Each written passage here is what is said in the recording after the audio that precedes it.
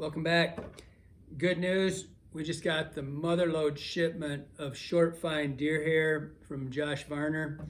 We've been out of this stuff for almost 2 years. It's been almost impossible to get this stuff. We're gonna have close to 1,000 show up. We got a couple hundred in yesterday. Short fine and the X caddis, which was now called X fine. Braden, the guy on the other side of that camera, was telling me how he struggles with this hair, and so he said, you know, when he does it, his hair is always different lengths, and he watched what I was doing, and so asked me to do a thing to show you how to do this. And so first thing, when you work with this hair, a lot of times when you look at this, if you ever see any long hairs in here, I always just bend it and just pop them out of there, so they're not, you're gonna have it in any of it, right? So that's one thing. If you just roll it, you know, like this, and if there's some super long ones, just pop them. It's a natural product, you're gonna have that.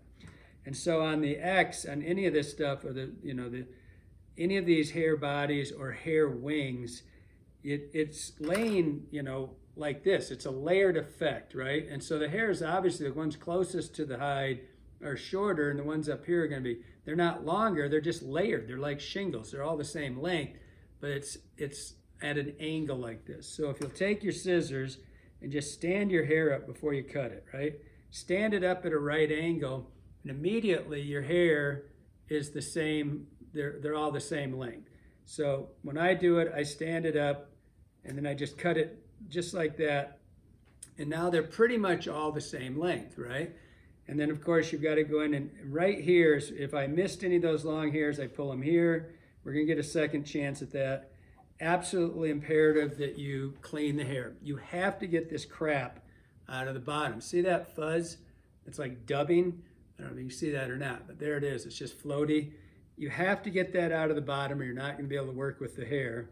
And then the other thing that Braden asked me, which I kind of took for granted, and when you stack this stuff, remember, so I've got just the small medium stacker here. When you stack it, even though this stacker is unique, that you get to see it in advance, and you can see the tips are all perfectly stacked. This hair is super fine. There's an amazing count. That meaning that it's super thin hair, and so you got a lot, in a little bunch, you've got a lot of hair, right? And so they stack really easy. But when you do that, for example, on this one that I've just set up to do, which is gonna be my favorite fly, the found length, when I set that up, make sure you take it out of the stacker the way you're gonna use it. That way, when you pull it out, you come up here, there's no, like if I was doing a comparadun, I would tie it another way, right? I'd go this way. What you don't wanna have happen is you don't wanna flop that hair too many times, because now we're uneven. So know which way you're gonna use the hair before you take it out of the stacker. So I'm gonna do a comparadun on this one. I'm gonna pull it tip forward.